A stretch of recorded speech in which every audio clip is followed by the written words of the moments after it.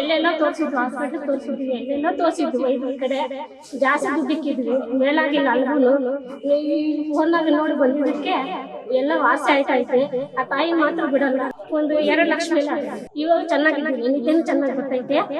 ಸ್ವಲ್ಪ ಜಾಸ್ತಿ ಮೇಲಾಗೈತೆ. ತಾಯಿ ಮಾತ್ರ ನಾನು ಪ್ರಾಣ ಇರೋವರೆಗೂ ಬಿಡಲ್ಲ. ಪವರ್ ಚೆನ್ನಾಗೈತೆ. ನನ್ನ ಪ್ರಾಣವರೆಗೂ ಬಿಡಲ್ಲ ಅಂತ ಬಿಡಲ್ಲ. ಇಷ್ಟಾರ್ಥ ನೆರವೇರಿಸಮ್ಮ ಓಂ ಭದ್ರಕಾಳಿಯೇ ನಮಃ. ವೀಕ್ಷಕರೇ, ಕರ್ನಾಟಕದಲ್ಲಿರುವ ಎಲ್ಲ ಪ್ರಸಿದ್ಧ ದೇವಸ್ಥಾನಗಳನ್ನು ನಿಮಗೆ ಪರಿಚಯ ಮಾಡಿಸುವುದೇ ನಮ್ಮ ಟಿವಿ ಕನ್ನಡ ವಾಹಿನಿಯ ಉದ್ದೇಶ. ಟಿವಿ ಕನ್ನಡ.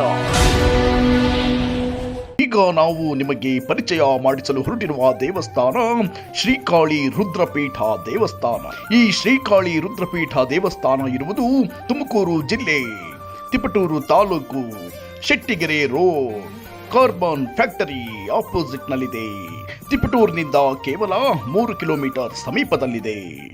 ಇಷ್ಟಾರ್ಥ ನೆರವೇರಿಸಮ್ಮ ಓಂ ಭದ್ರಕಾಳಿಯೇ ನಮಃ.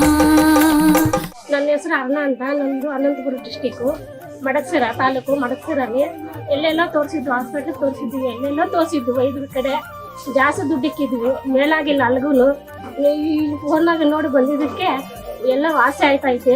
ಆ ತಾಯಿನ ಮಾತ್ರ ಬಿಡಲ್ಲ. ರಾತ್ರಿ ಮೊನ್ನೆ ಶುಕ್ರವಾರ ನಿದ್ದೆ ಬಂದಿಲ್ಲ. ನಿನ್ನೆ ರಾತ್ರಿ ಅನಿಸ್ಕೊಂಡಿದ್ದಕ್ಕೆ ಬೇಡ್ಕೊಂಡಿದ್ದಕ್ಕೆ ನಿದ್ದೆ ಎಲ್ಲ ಬಂದೈತೆ. ನಾವು ಪ್ರಾಣ ಇವಿರಿಗೋ ತಾಯಿನ ಬಿಡಲ್ಲ. ಅದು ಗಡ್ಡೆ ಎಲ್ಲೆಲ್ಲ ತೋರಿಸಿದ್ವಿ, ಇನ್ನು ಮೇಲಾಗಿಲ್ಲ. ಬಂದಿತ್ತ ಬೇಡ್ಕೊಂಡಿದ್ದಕ್ಕೆ ಮೇಲ್ ಮಾಡವಳೆ. ಒಂದು 2 ಲಕ್ಷ ಮೇಲೆ ಆಗೈತೆ. ಇವಾಗ ಚೆನ್ನಾಗಿದ್ದೀನಿ, ನಿದ್ದೆನೂ ಚೆನ್ನಾಗಿ ಬರ್ತೈತೆ.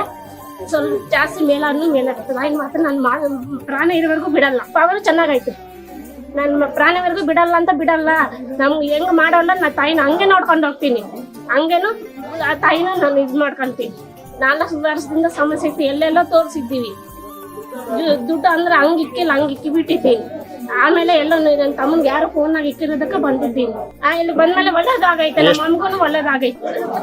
ಜಾಸ್ತಿ ಖುಷಿ ಆಗಿದ್ದೀನಿ. ಎಷ್ಟು ಖುಷಿ ಅಂದ್ರೆ ಅಷ್ಟು ಖುಷಿ ಆಗಿದ್ದೀನಿ ನಾನು. ಎಲ್ಲರೂ ಬಂದ್ರಿ, ಎಲ್ಲರೂ ತಾಯಿ ನೀವು ಇದು ಮಾಡ್ಕೊಳ್ರಿ, ಎಲ್ಲರೂ ನಿಮ್ಮ ಮೇಲೆ ಮಾಡ್ಕೊಳ್ರಿ. ಅದು ನಾನು ಹೇಳೋದು.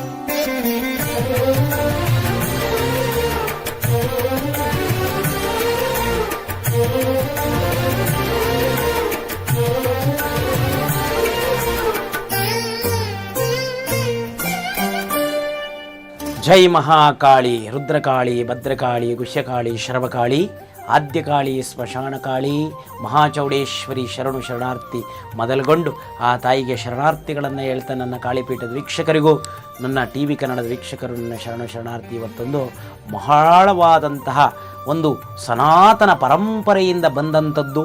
ದೇವತೆಗಳನ್ನು ಯಾರೆಲ್ಲ ನಂಬುತ್ತಾರೆ ಆಸ್ತಿಕರಿಗೆ ಉತ್ತರವನ್ನು ನೀಡ್ತಕ್ಕಂಥ ಒಂದು ಮಹಾಕ್ಷೇತ್ರ ಇದಾಗಿದೆ.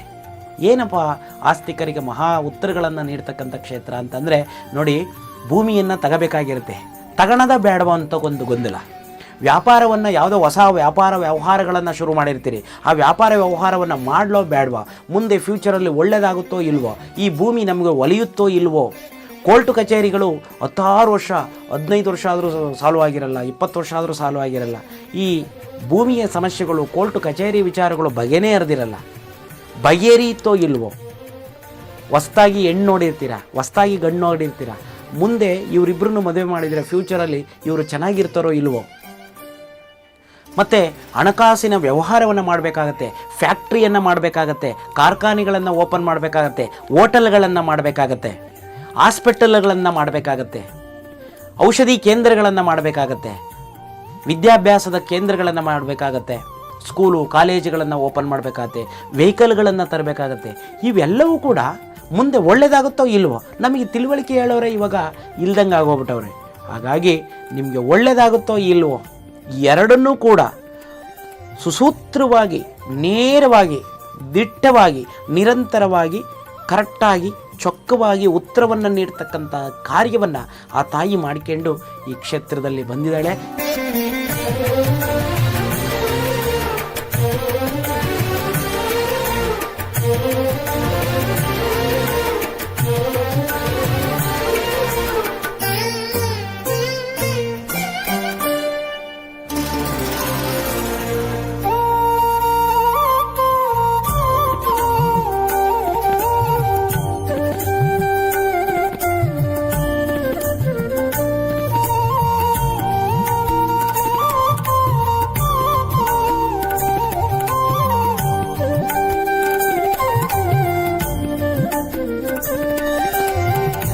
ನಮ್ಮದು ಪರಿಗಿ. ನಾವು ಇಲ್ಲಿಗೆ ಬಂದಾಗ ನಮಗೆ ಶಾನಾ ಕಷ್ಟ ಇದ್ವು. ಆದರೆ ಇಲ್ಲಿಗೆ ಬಂದು ತಡೆ ಪೂಜೆ ಮಾಡಿಸ್ಕೊಂಡಾಗ ನಮಗೆಲ್ಲ ನಿರಾಳ ಆಗೈತೆ, ಚೆನ್ನಾಗೈತೆ ನಮ್ಗೆ ಇವಾಗ. ಎಲ್ಲ ಕೂಡ ಇಲ್ಲಿಗೆ ಬಂದ ಮೇಲೆ ನನಗೆ ಚೆನ್ನಾಗಿರೋದು. ಮನೆ ಕಡೆ ನಮ್ಮ ತಾತಕ್ಕೆ ಚೆನ್ನಾಗಿರಲಿಲ್ಲ, ಇವಾಗೆಲ್ಲ ಚೆನ್ನಾಗೈತೆ. ದೇವಸ್ಥಾನ ನಾವು ಆನ್ಲೈನಾಗೆ ನೋಡಿದ್ದು, ಮೊಬೈಲಾಗ ನೋಡಿ ಬಂದಿದ್ದೀವಿ ನಾವು ಇಲ್ಲಿಗೆ. ನಮಗೆ ಸಾಕಷ್ಟು ಜನ ಸೃಷ್ಟಿ ಇದು ಮಾಡಿದ್ವು. ಯಾವಾಗೂ ಯಾರು ನೋಡಿದ್ರೆ ನಮ್ಗೆ ಮಾಡೋದು ಅದು ಇದು ಎಲ್ಲ ಇತ್ತು. ಅದೇ ಇಲ್ಲಿಗೆ ಬಂದಾಗ ಅದೆಲ್ಲ ನಿವಾರಣೆ ಆಗೋಗೈತೆ. ನಮಗೆ ಕೋರ್ಟಿಂದು ಕಸ ಇದು ಯಾವಾಗೂ ಚೆನ್ನಾಗಿಲ್ದಂಗೆ ಆಗೋದು, ಹಣಕಾಸಿನ ಸಂಬಂಧ ಯಾರನ್ನ ಇಸ್ಕೊಂಬೋದು ದುಡ್ಡು ಕೊಡ್ದಂಗಿರೋದು ಅಂತ ಎಲ್ಲ ಪ್ರಾಬ್ಲಮ್ ಇತ್ತು. ಇದಕ್ಕೆ ಬಂದಮೇಲೆ ನಮಗೆಲ್ಲ ಕೊಟ್ಟಿರೋ ದುಡ್ಡು. ನಾವು ಚಾನ ಕಡೆ ಹೋಗಿದ್ದೀವಿ, ಅದು ನಮಗೆಲ್ಲೂ ಪರಿಹಾರ ಸಿಕ್ಕಿಲ್ಲ, ಇಲ್ಲಿ ಸಿಕ್ಕೈತೆ.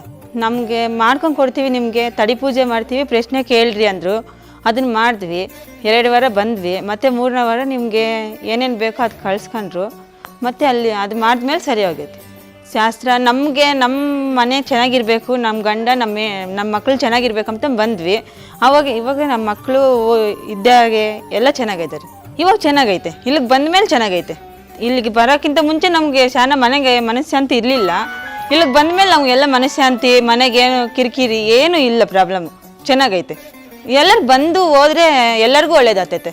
ಇಲ್ಲಿಗೊಂದ್ಸತಿ ಬಂದು ಹೋದರೆ ಅವ್ರಿಗೆ ಗೊತ್ತಾಗ್ತೈತೆ.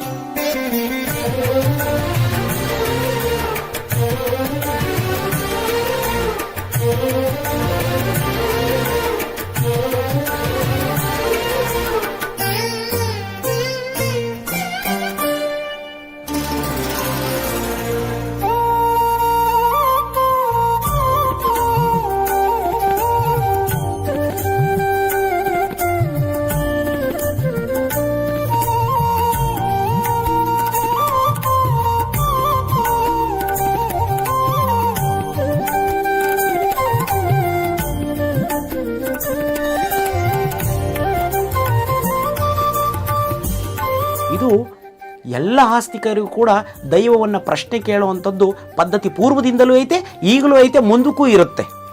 ಹಾಗಾಗಿ ಅದನ್ನು ಬಳಸ್ಕೊಳ್ಳುವಂತಹ ರೀತಿ ಭಕ್ತನಿಗೆ ಬಿಟ್ಟದ್ದು.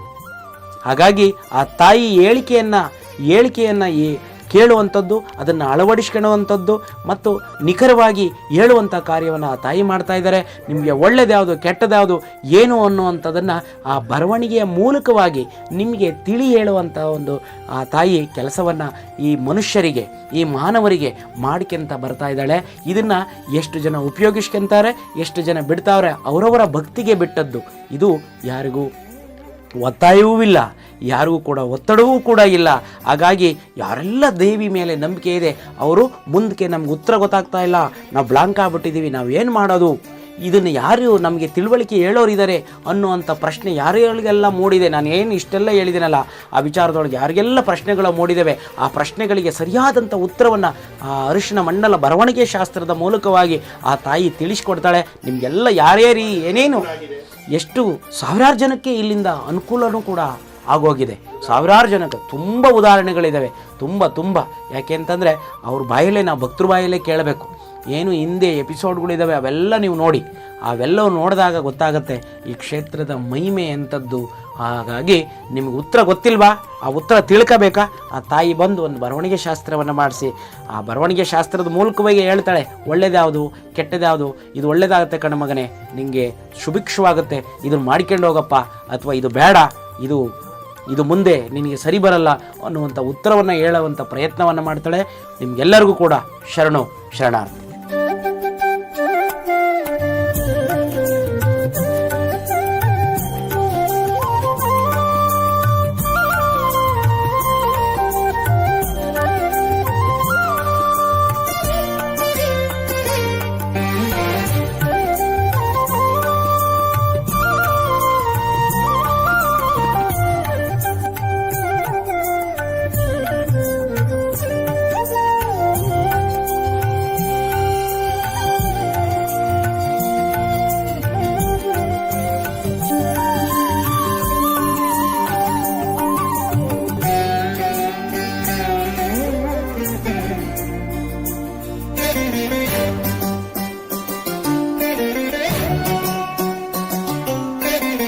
ಏನಲ್ಲ ವೀಕ್ಷಕರೇ, ಶ್ರೀ ಭದ್ರಕಾಳಿ ಅಮ್ಮನವರ ಪವಾಡ ಶಕ್ತಿಯ ಬಗ್ಗೆ ತಿಳಿದು ಮೈ ರೋಮಾಂಚನ ಆಗಿದ್ದಂತೂ ಸತ್ಯ.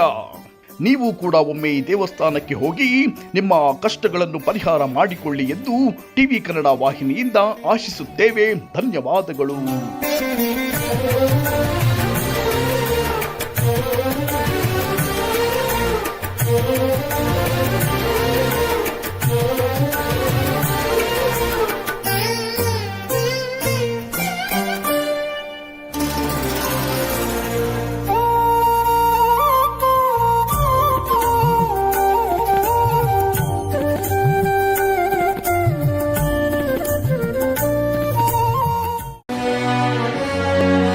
ಟಿವಿ ಕನ್ನಡ.